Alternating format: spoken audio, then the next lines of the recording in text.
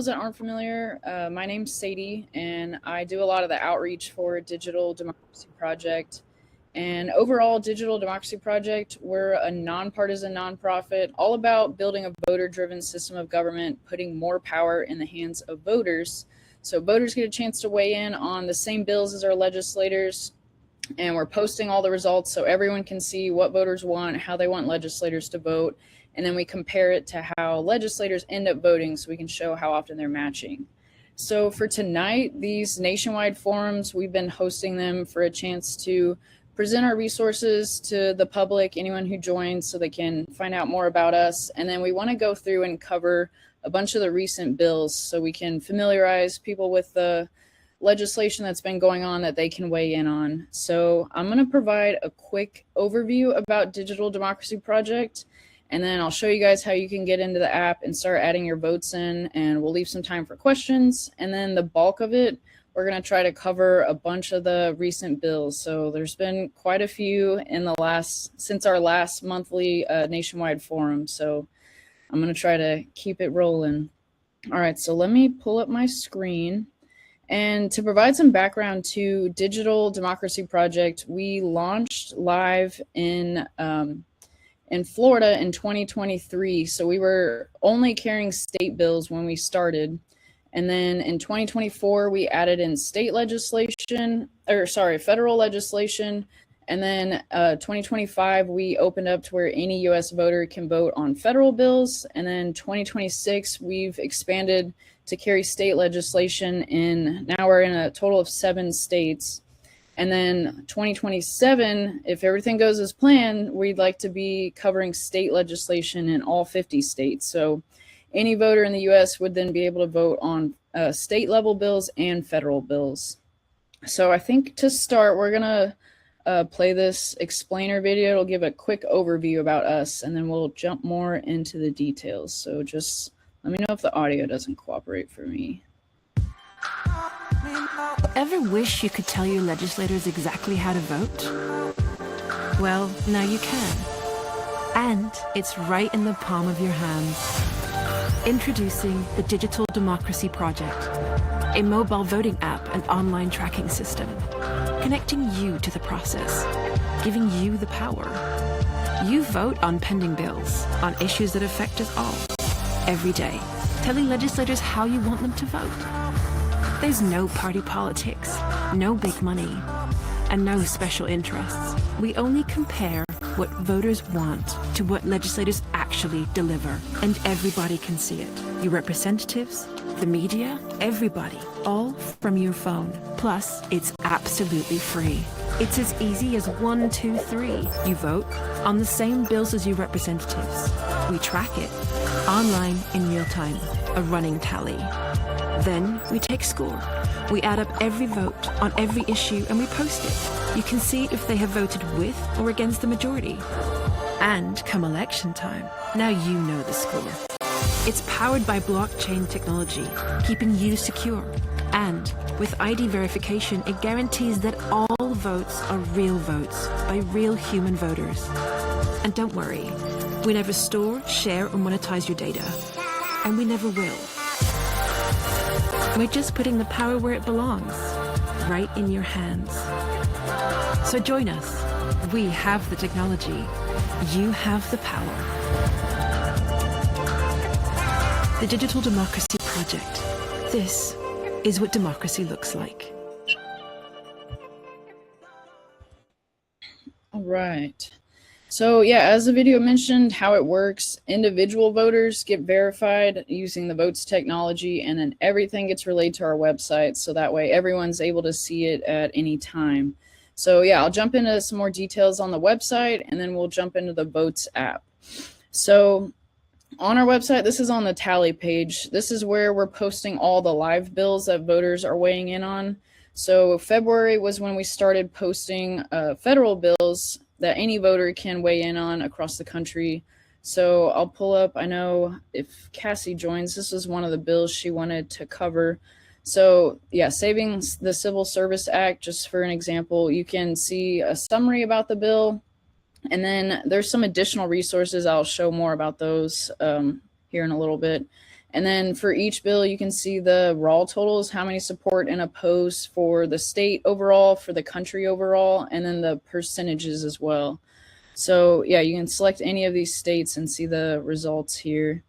And then you can also narrow down, I'll just highlight out a couple other bills here too, and then I'll show you how you can zoom in.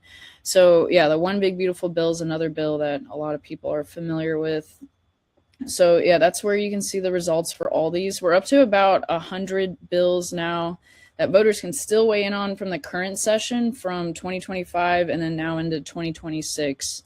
And this is also to where we want to get as many voters as we can weighing in, showing what voters want, how they want legislators to vote.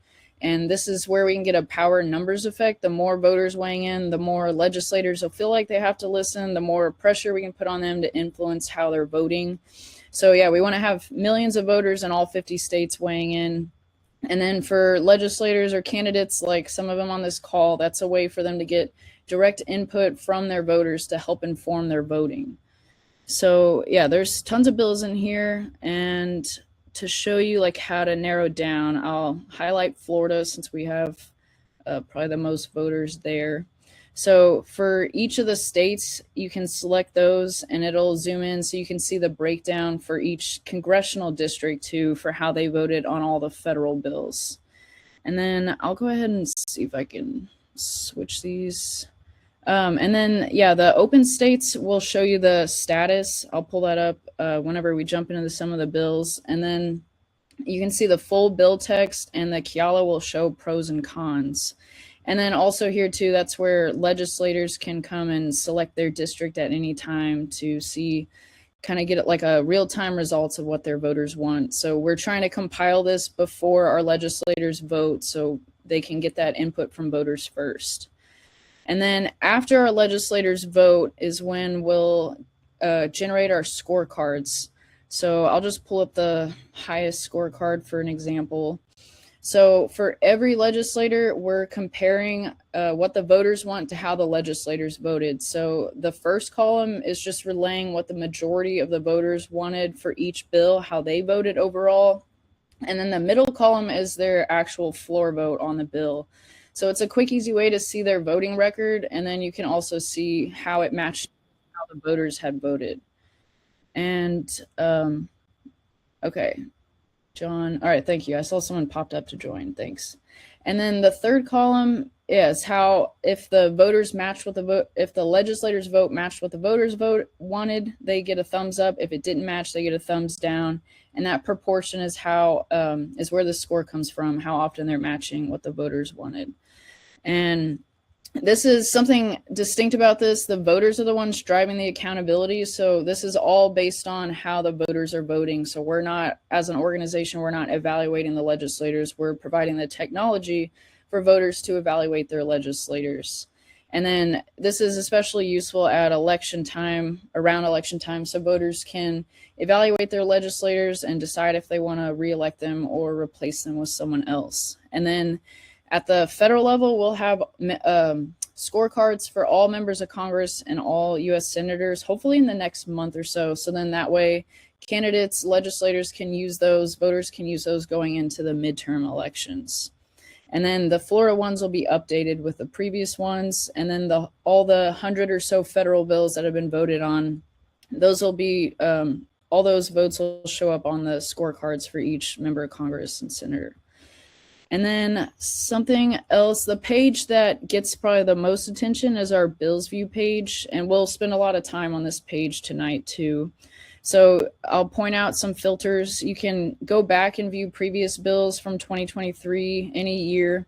And then for the federal bills, we have the US filter, and then the state filters if you want to see the state level bills.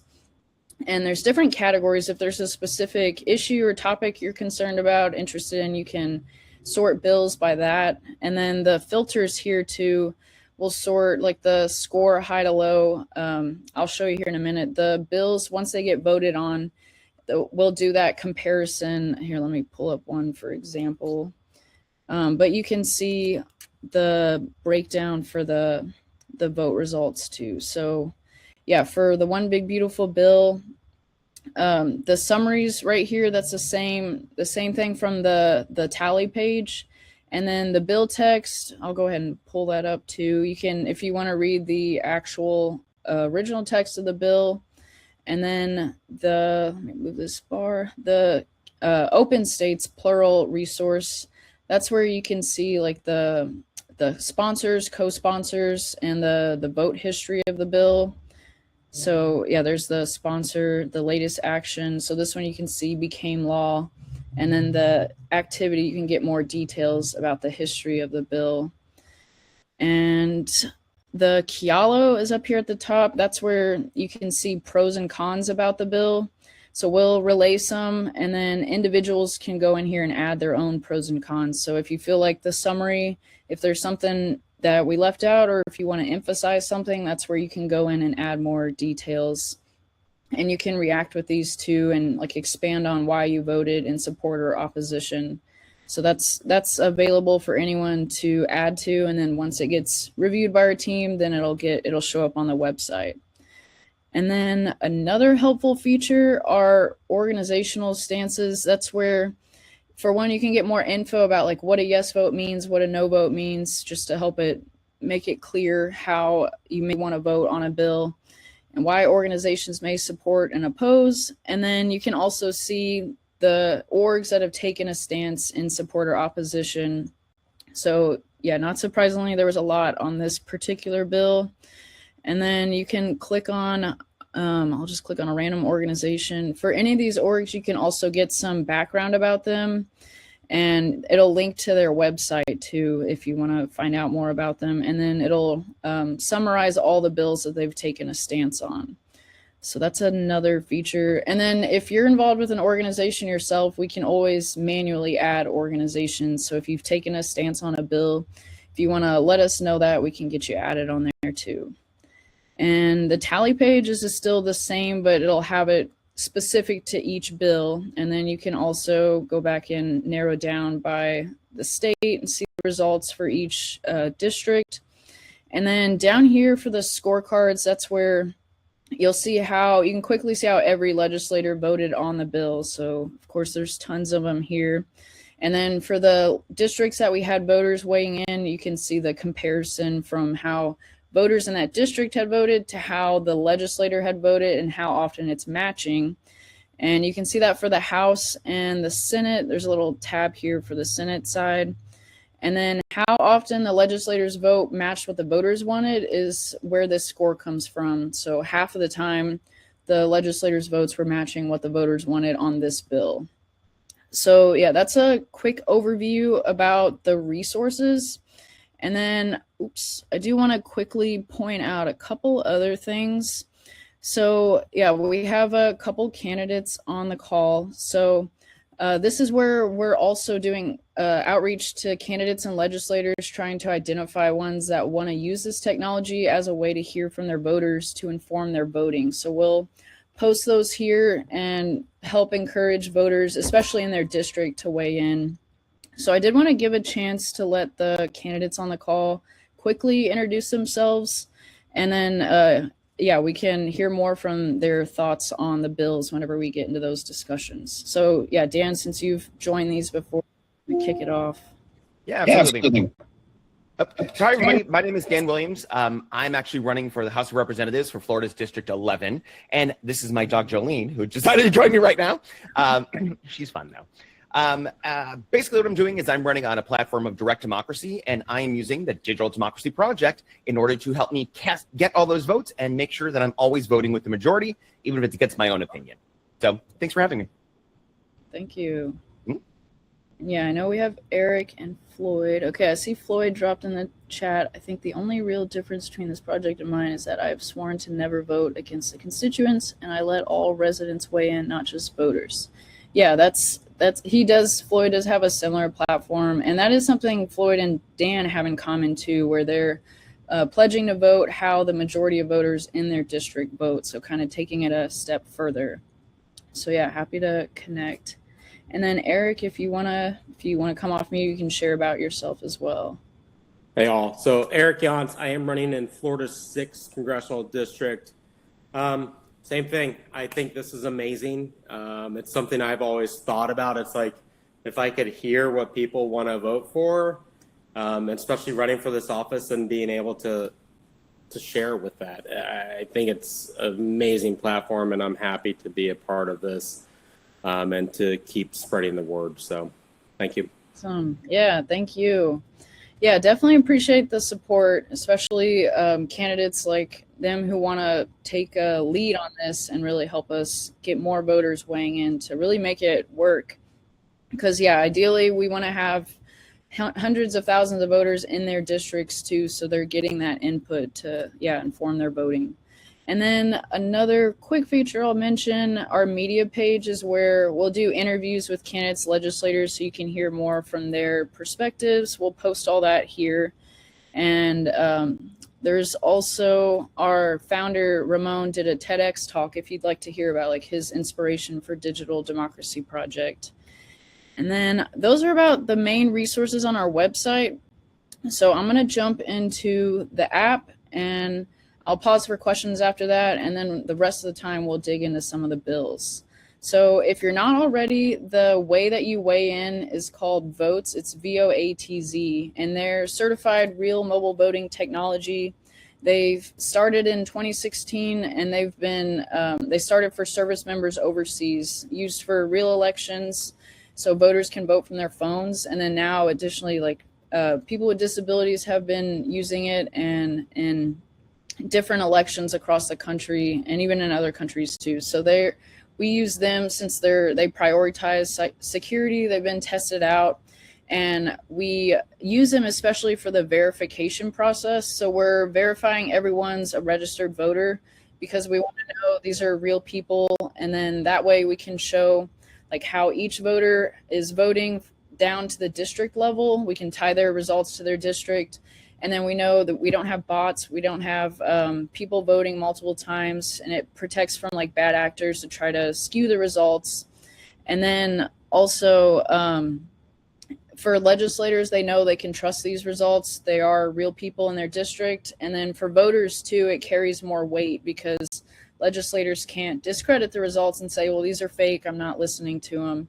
So yeah, once you get verified, it takes about 2 minutes or so. You can do it through, initially it was the mobile app was the only option, and then now we've gotten really good feedback about the web app. So let me go ahead and drop this in the chat, this link. If you select like the vote directly in your browser, that's how you can get verified either from your computer or from your phone. And then this page will walk you through a little of the steps. You'll get verified using a photo ID and taking a selfie scan. And then once you're verified, you're able to vote on all the previous live bills, so like those 100 or so federal bills, and then all the upcoming ones that we'll carry as well. And then if we're carrying legislation in your state too, you'll see those mixed in there as well. So this is what the login looks like, and I can quickly pull it up. So since I'm already verified, all you have to do is enter your info, and then it'll send you a code, and you can quickly log in and vote on all the bills. And then the link to this web app is also on each of the bills view page, so you can quickly pull that up too. And I have my do not disturb on, so let me see if I can get this code. Okay. 7091. Yeah, so just to quickly show you what it looks like. Okay, did I misread this? Okay, sorry, I had a code from like 15 minutes ago, 658. Okay, so yeah, all 100 or so bills are in here, and now we started individually listing the bills so you can see them by their actual bill name. So yeah, I voted on all my bills, but you'll see like the title of the bill, and you can go in and submit your votes. And then the older ones, we were posting like a set at a time by the date that we had posted them. So if you go all the way to the bottom, you'll see some that are like this, but you can still go in and vote on them. And then I'll quickly point out too, there is a search feature. So if there's a particular bill you're looking for, you can search and narrow down by that bill. So let me get out of here. And I'll go back to the vote page just in case anyone wants to use that as a reference. And then I'll pause here. If anyone has any questions or any comments you want to add, feel free to either drop them in the chat or you can come off mute too.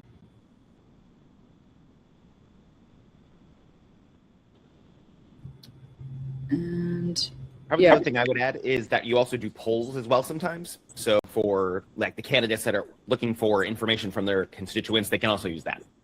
Yeah, there is, thanks for bringing that up. There is a poll in there. I think it's called Daily Preference Poll.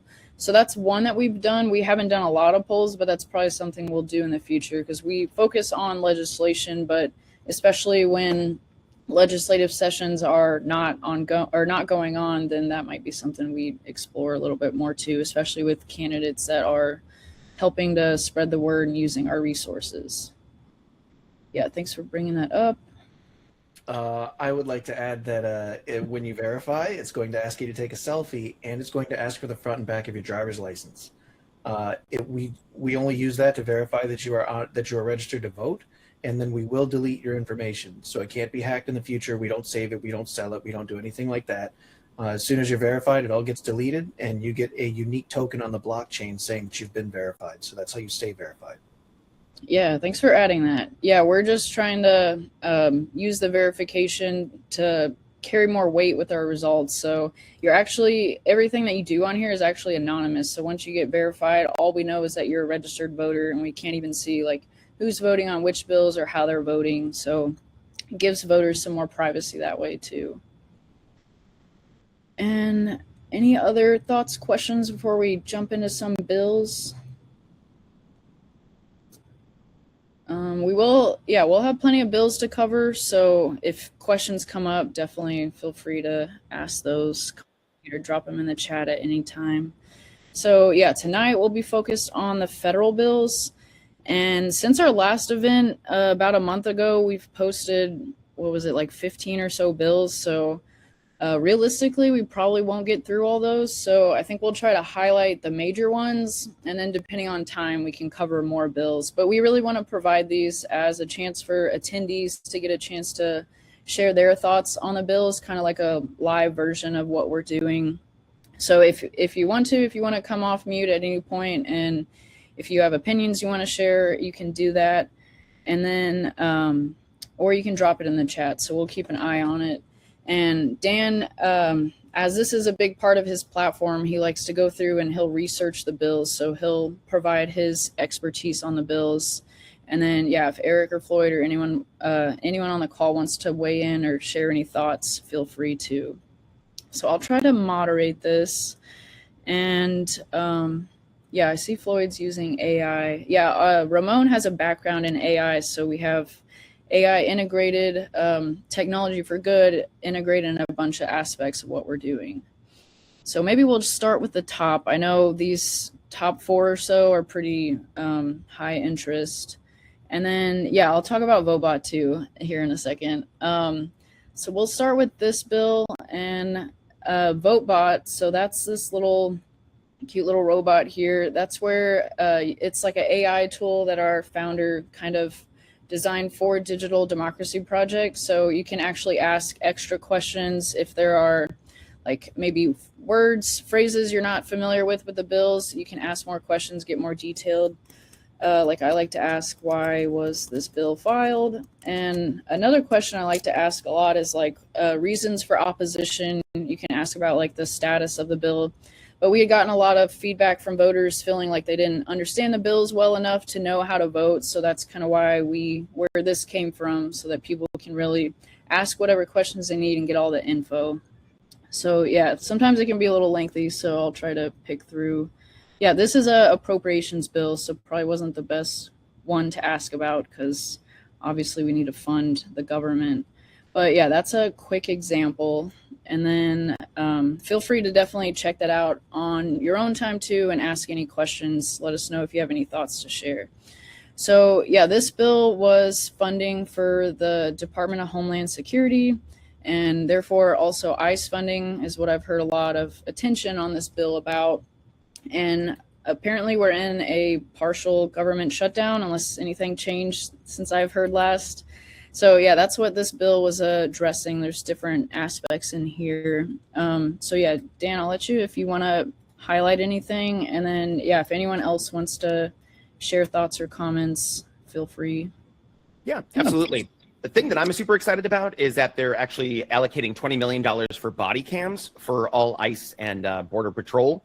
And that I think is super valuable because some of them have them now, but some of them are still using their personal cell phones, as we kind of see like in the videos going around. And I never think that's really good. There is, of course, unusual things in the bill because like any kind of big bill like this, there's always going to be weird things called riders on there. And a few of them that I liked that I thought was kind of cool was that they have a 60-day review policy where if the DHS has any more than 500 active claims after 60 days, then their funding gets slashed $100,000 per day that they remain over that limit. So they're trying to like speed up the process. I think it's because of Kristi Noem's thing where she had anything that was an allocation over $100,000 had to come across her desk, and that's been stopping FEMA help and things like that. So that's kind of where I think that came from. The other big thing that I think is really weird is that there are COVID-19 riders in it, which doesn't even make any sense because if you read it, like they specifically say that you cannot require masks in any of the DHS buildings and they will provide no funding for it whatsoever, which I think is kind of strange because they're telling people that they can't wear masks, but they're not specifically calling out like the ICE for wearing masks. So it's kind of like that weird transparency, but still allowing masks type thing. So that's kind of the unusual riders for this kind of bill. Other than that, it's pretty straightforward.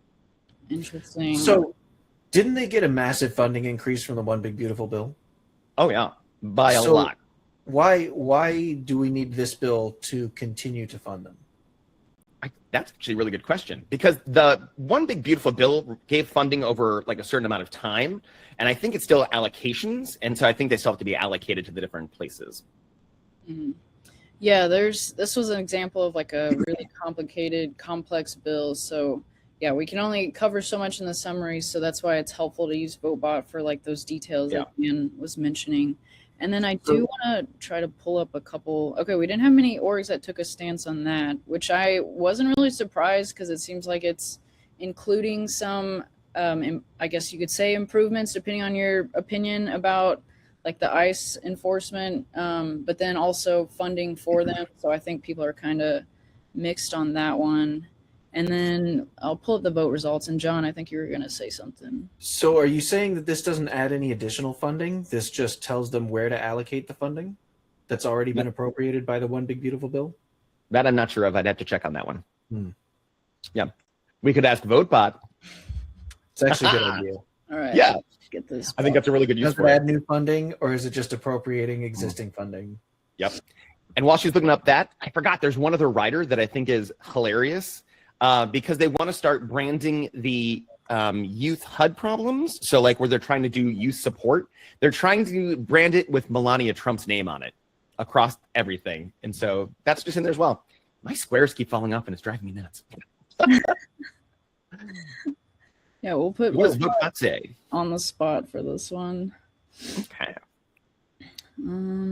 Okay, that's a lot of zeros. Money. Okay. So additional funds and oversight requirements are detailed throughout the bill. Relation to the One Big Beautiful Bill. Often used. Okay. Itself is a consolidated appropriations bill, meaning it is one of these big bills that covers a range of federal agencies, including DHS and ICE.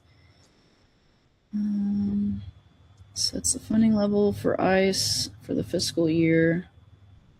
Depending on whether previous. Okay, and then it gives us a summary. I'm looking up on my side too. It says it does not give more than the Big Beautiful Bill. It rather operates the official administrative vehicle to manage and oversee the pool of money. So it's kind of what I said before. So it's just kind of how that money gets spent. Okay, interesting. Yeah. All right, I think we'll open it up if anyone else has any thoughts to share, any opinions on this bill before we move on to another one. And yeah, I do like having like Dan and Eric and Floyd on here. I feel like doing this is basically what they're applying for by running for office. I feel like it would be nice if we had more legislators that were more transparent, breaking down the bills, explaining what they do, which I feel like helps for their own job so that they're telling voters how they're voting, explaining their reasoning, or yeah, if you're like Dan or Floyd, putting it up to the voters to, like Dan wants to explain the bills and then ultimately put it up to the voters to decide how to vote. So I feel like that's a good example of what it's like being a legislator. And the big thing is like, I wanted to make sure it's not political party based. So what happens if we vote yes and whatever happens if we vote no, those have to be fact based. So everyone feels heard and we're not going to kind of sway people one way or the other for that kind of stuff. Yeah, that's a good point. Mm-hmm. And then on the ICE note, I think we'll jump into this bill. This one seems pretty straightforward. A proposal to impeach Kristi Noem, the DHS secretary. And yeah, it gives a couple reasons in here, accusing her of blocking Congress from visiting detention sites, holding back aid money, ordering warrantless and violent ICE raids, and steering contracts to allies. So yeah, I'll pull up some stuff, but if anyone wants to add to this. No one's opposed. That's interesting. Yeah, I do see like the office of the White House come up a lot, but I would think they would be, I don't know. I guess it says something that they're not on here. There's a whole organization called impeachchristinome.org.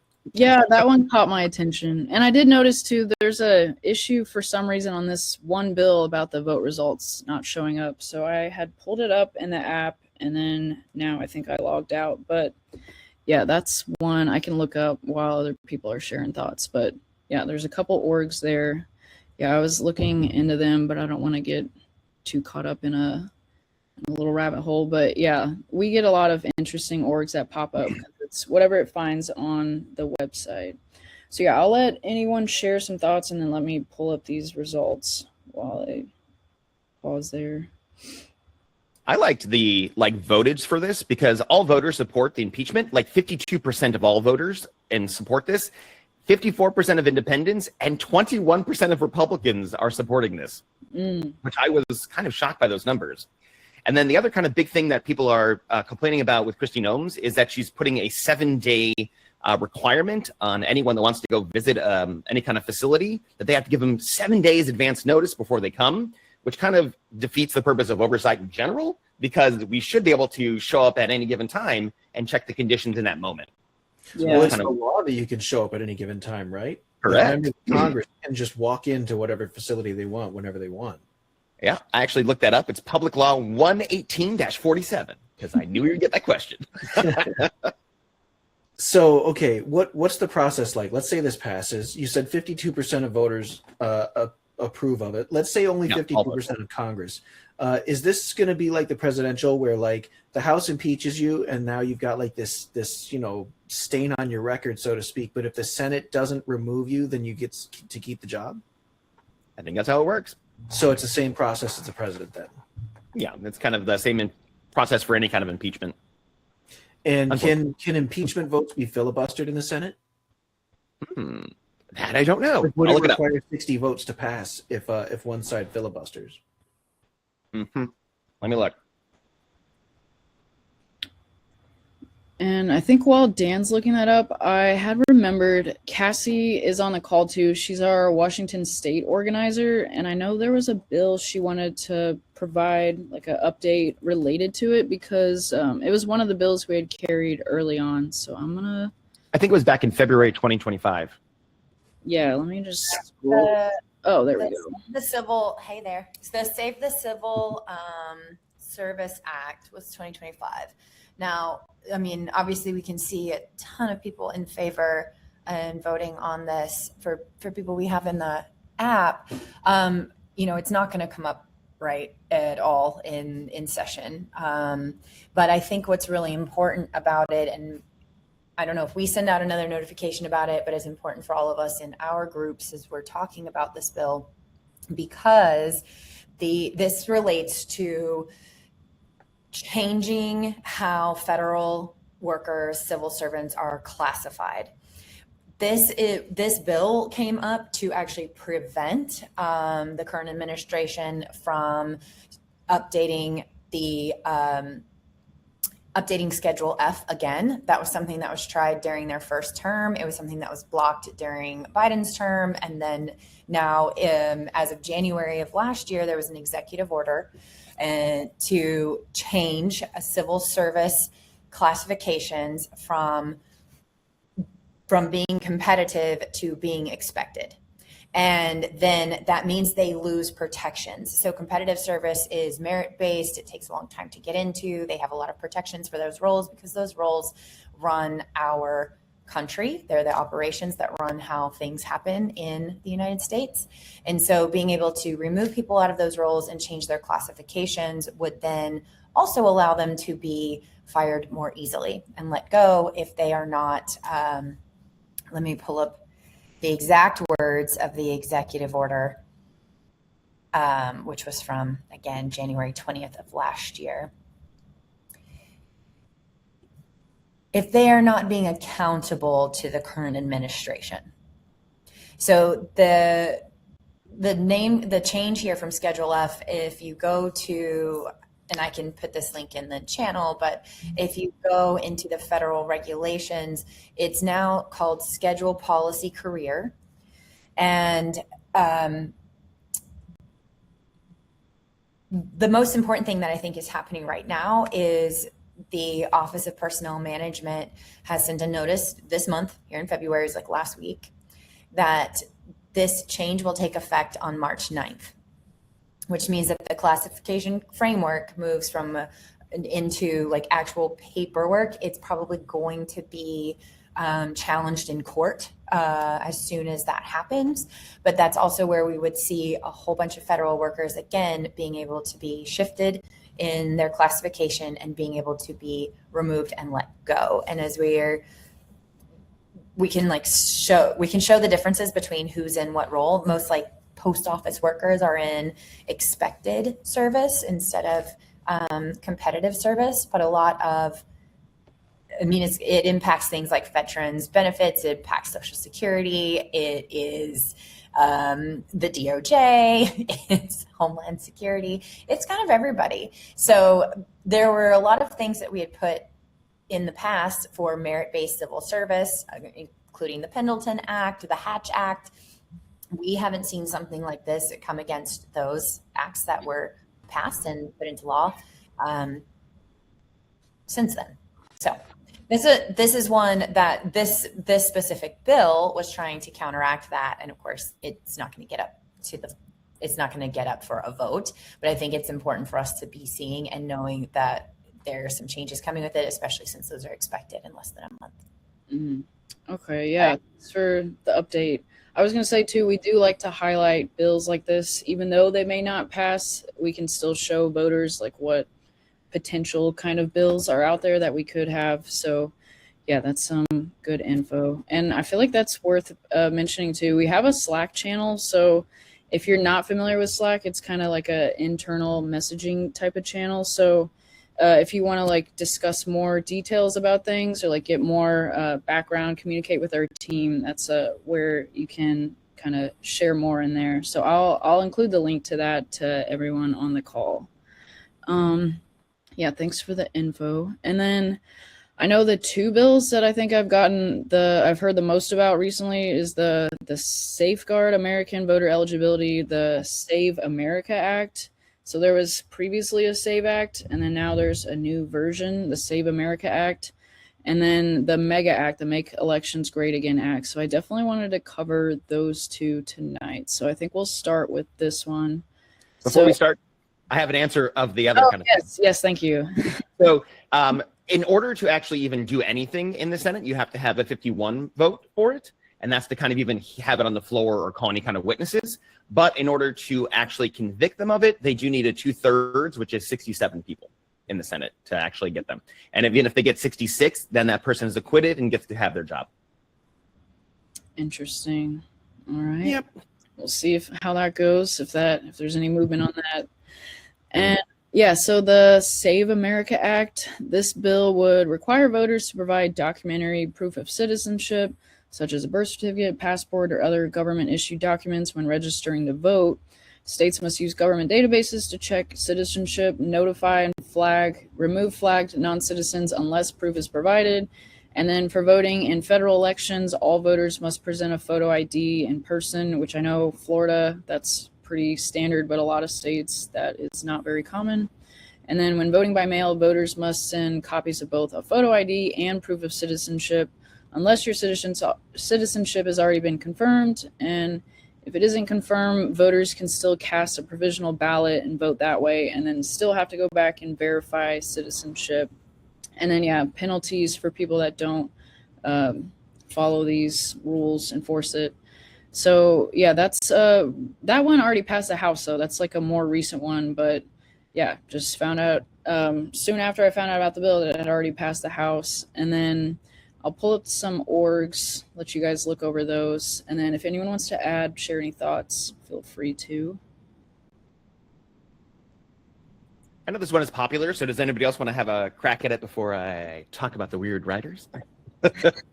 I think I want to talk about it a good amount because I was on the Veterans for All Voters call that was just earlier today, and they're very against the MEGA Act, but they are not taking a stand on this one yet. And so I'm going to go back to them with some more communication and information on why maybe they should publicly oppose this. So I'm really interested in those specific details of behind the scenes why they're in the middle at the moment. I think that's something that's on my mind, Dan. Yeah. Okay. I see Patricia raised her hand as well. Yeah. Yeah, thanks. Oh, sorry, I didn't raise my hand. No, you're fine. Yeah, Patricia, it looks like you're on mute now. If you'd like to share off mute. Yeah. Okay. Can you hear me now? Yes. Yep.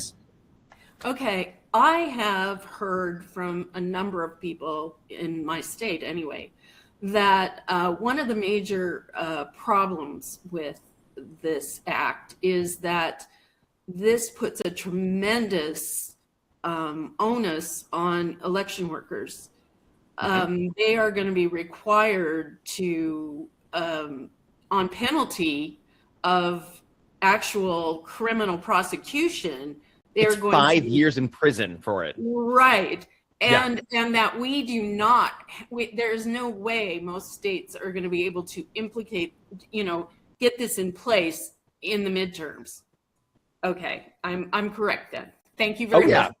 And to kind of add on to that one, they give them 10 days to implement it. If this ever goes into law, everybody has 10 days to make it, and they give them zero funds in order to make it happen. All retraining, all new systems, or whatever they need, they just have to pay for it or find the money somewhere, which is ridiculous. Anybody else have anything? I think there are also places like in Arizona and certain parts of like New Mexico areas and stuff like that where there are some people in some towns that in order to comply, to get to an office where they can do this verification, they'd have to do like an 8-hour round trip. It gets even weirder, though, when you go to Alaska, because Alaska, some people have to get on a flight in order to get to their nearest place. Yep. But other states actually have it kind of easier for this. So I looked it up, and there are 5 states that have enhanced driver's licenses, which already have a proof of citizenship. So right now we have like the real IDs, which has like a little star in the corner, but they have IDs with like a little flag in the corner. And so it's actually considered a mini passport. And I looked it up. It's Michigan, Minnesota, New York, Vermont, and Washington. And Ohio is actually working on it. And it's kind of they have an RFID chip, like a radio frequency chip. And it can be read up to 30 feet away, which is concerning. Yeah, but, that's a little weird. Right. But you know what they do is they give you a little sleeve so then you can block the actual thing. And I'm like, what is the point of this? Well, so they don't put it in there in the first place if I need a sleeve for it. So I looked more into it. And what they actually broadcast out is a unique identifier, which actually is different than any kind of your information, but it links to the DHS database. And so it kind of links you that way, which is kind of crazy. So, yeah, I did read earlier that a real ID is not eligible for this either. So even if you have a real ID, it doesn't count. Yep. Also, the thing that I find most concerning about it is that they want all of the unredacted voter rolls from all states because they're trying to get a massive database of all voters. And I have a reason. I think I have a reason why, but I'm not really sure. But it's concerning to me is that part of it in particular. So I think that's kind of the weird part.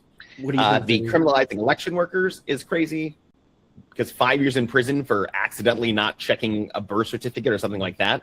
And the other big thing that we've heard about is that women are going to have a harder time doing this if they have changed their name, because then they not only have to have like a birth certificate, but then they actually have to have their marriage license, which provides the reason for the name change. So there's a lot of stuff going on.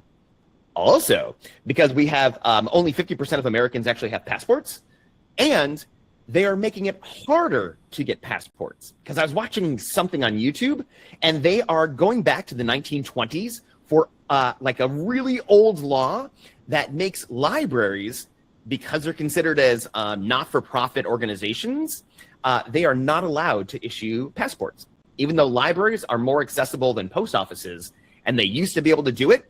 So they're not only trying to pass this, they're trying to make it even harder for people to get the passports.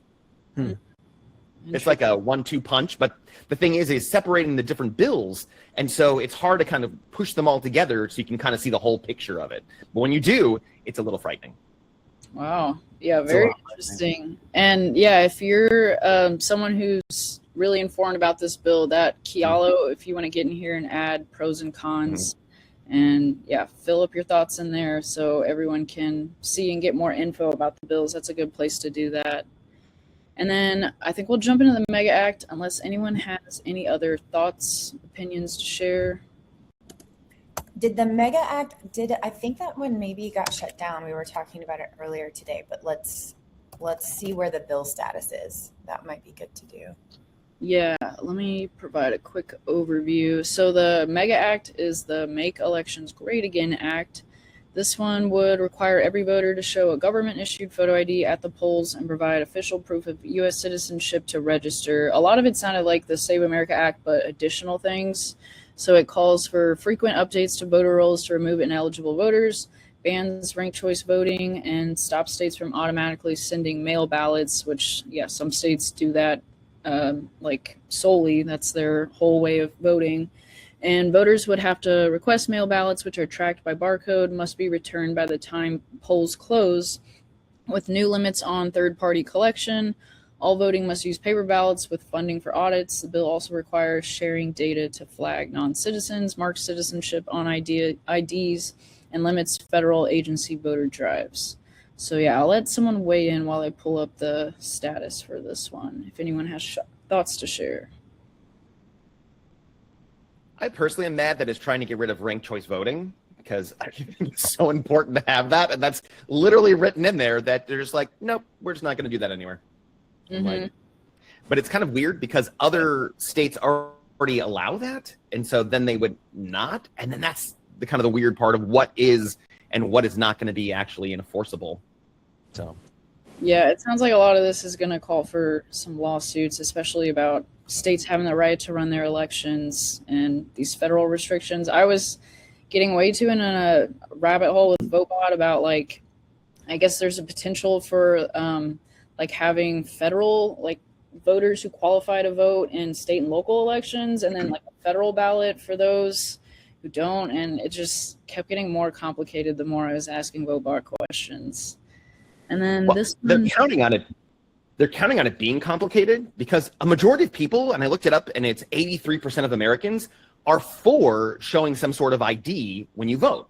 But they're thinking driver's license or a state-issued ID. But the problem is that doesn't show citizenship. That just shows who you are, so proof of identity. And there are some states that allow people to get driver's license without being a citizen. So that's what everybody points to. But if you actually look at the data, I think it is 1 in every, I want to say it's 1.3 million votes was cast by a person since 1980. And since 1980, there has been 100 cases of voter fraud, being an illegal alien, out of 1.2 billion votes. 100, which is, people are kind of making fun of this one because it's a solution looking for a problem rather than vice versa. So that's kind of what it is. Yeah, I think, is Doug about to share something? Or maybe you came off mute intentionally? Were you saying something to me? Oh, I saw you'd come off mute. I thought you were about to share something. No, I was just was like, Yeah, I had looked at this before, and like that it requires the citizenship rolls in the states to be updated every 30 days, which is just preposterous. I mean, I can't imagine what army of workers is going to do that, and what the cost of that would be. Let alone why it's even necessary. If you've already initially checked to citizenship. So there's some stuff in this act that are, in addition to the ranked choice voting ban, that are just, to the point made earlier, a lot of people, polls show that people do support voter ID, but then they threw all this other stuff in there that's just kind of preposterous, and so it's, And so the 30-day purge that you're talking about is like every 30 days they're supposed to go through it and see who is not eligible and then yank them off of it. And now we actually have like a 90-day quiet period before any kind of election. So 90 days before any election, they can make no changes to the voter roll, like take people off, because they don't want to disenfranchise people. So they're trying to get rid of that. So then people can lose the ability to vote, not know it, like 20 days in advance, and then go show up to the polls and not be able to vote.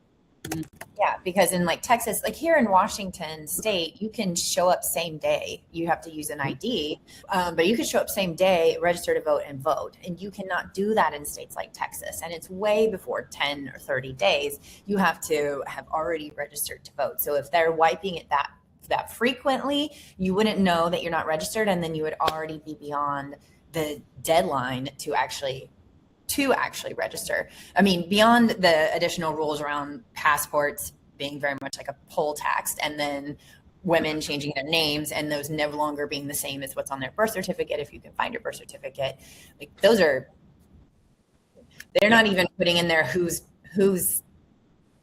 like enacting this anyway, and who's sitting there cleaning the voting records, and is AI just doing that? And then, anybody with a similar name could be wiped out. And this does not also then address, well, it does. But the whole thing with it making it harder to get passports, especially for our trans community whose gender might not be the same as what they're trying to get on a passport, that's also disenfranchising them. So. Yep. It almost seems like they want less people to vote. I don't know, John. That's kind of a weird thing, right? I thought we were in like a democratic republic or something. There's also a provision in it that says that you can't use government funds to promote voter registration, which is another talk about, being anti-democratic. I mean, it just seems completely, that's another one that's thrown in there that, this is such a mixed bag in terms of what they threw into there. Cassie had the best response to that one of like, This passed the House, right? The SAVE Act did. I'm not sure if the mega one did. Actually, I just looked it up. I think it is currently sitting in the Committee on House Administration, and that was put there on January 30th. And then the most recently activity was February 10th, held a hearing to consider the act, but they haven't had votes yet. And I'm going to jump in because I just noticed what the time was. So we have only 5 minutes left. So there's a lot of bills in here. I'm going to try to like skim through, and then if people have questions about any of these. But yeah, anyone's able to come on here at any time and review more of these. There was another funding bill back here. That's what this one was. And yeah, I'm going to provide a awkwardly quick overview. And then if people want to jump in more, or Dan, I know you probably looked through all these. If you found some that are really interesting that you want to share about, feel free to. It's funny. I'm going through my notes because there's one that made no sense. And I'm trying to find that one real quick. Yeah, the 10% credit card interest rate cap. I thought I heard Trump and Bernie talk about that one. So that one was interesting. But It's kind of weird because it's a horseshoe one where far left and far right people support that, but it doesn't really have good support in the middle for some reason. So it's called a horseshoe where the two ends like it, but people in the middle don't really understand it. And a lot of it comes down to like the banks are concerned that the 10% cap isn't doable, and then they're just going to increase the fees. And so they tried to like put a rider in there that they couldn't increase the fees more than the actual thing, and it's a mess. It'll never pass. Like, it doesn't even make sense. Yeah, we had a lot of support though from voters, 82%. And yeah, there's too many bills to really know which one to narrow in on. I spent like 3 hours a day looking them all up, but I was like, Yeah, there's a lot related to veterans. I saw that. This one was about the ACA marketplace and the Critical Mineral Dominance Act. I thought that one was kind of interesting. It seemed like a lot of organizations took stances on that one, especially environmental orgs opposed it. That's the problem. People are on two sides of it. Either you're for national security because you want America to have access to their own minerals, or you're the environmental camp where you're concerned that they're not keeping track of actually what they're doing or making any kind of the required environmental checks. Interesting. And also, fun right around that one, it allows the president to impose unilateral tariffs on processed materials for national security. So more tariffs in there. Oh, wow. It's like so weird that they make them so complicated. Okay. I know, it's strange. Like, okay, can we go to Undersea Cable Protection Act? That's the other one. I haven't voted on that yet. Tell me what we're doing, Dan. Talk about that. So, in general, the thing of the bill is they're trying to make it easier for big tech companies to run long cables to provide all of those kind of like major necessities that we already need, right? Because normally they'd have to go through environmental things and make sure that it's okay when they're down there. But they're trying to just simplify it so it's, again, national security tech people against environmental people, right? But inside of there's also a thing that's going to try to regulate our central banking digital currencies, which, do you guys know what stablecoins are? Have you heard that term yet? Yeah. Okay, so stablecoins are for private companies that allow people to buy those. And for those of you that don't know, a stablecoin is kind of like cryptocurrency that has a more stable valuation because they are linked to, right now, American currency. So for every one stablecoin, it's worth $1. So we're making money as a country because they're buying our bonds, and that's kind of the good thing for that. But this act is specifically saying that we can't have one as a nation. And China actually already has one that's doing really well. And the thing about this one is it says you can't even do any kind of research into whether we should have one. So what that has to do with running cables under the sea? Nothing. Sounds like something that needs to be in the Kialo. And I'm going to interject there just because we are at the hour in case people need to hop off right away. We will have these every month. I think I'd scheduled the next one for the 18th of March. So yeah, you're definitely welcome to join again. We'll have new bills posted before then, so we'll try to cover the more recent ones.